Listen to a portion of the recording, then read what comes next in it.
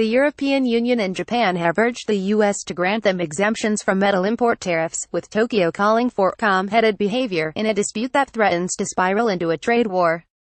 U.S. President Donald Trump set import tariffs on Thursday of 25% on steel and 10% on aluminum, to come into force in 15 days. But he exempted Canada and Mexico and held out the possibility of excluding other allies. He also indicated he would exempt Australia in an exchange with Prime Minister Malcolm Turnbull on Saturday. After meetings with U.S. Trade Envoy Robert Lighthizer in Brussels, EU and Japanese trade officials said negotiations would need to continue. Europe's trade chief Cecilia Malmstrom described talks with Lighthizer as frank, and said they had not brought clarity on the exemption procedure.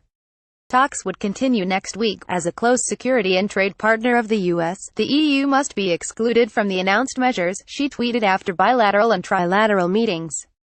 Japanese Trade Minister Hiroshi Seko said he had expressed Japanese concern to Lighthizer and warned of major market disruption. "We call for calm-headed behavior," he told reporters. Seko did not go into what conditions might allow Japan to evade tariffs and asked if Lighthizer had brought up the U.S. trade deficit with Japan. Seko said no, he only explained the schedule and the procedures, he said.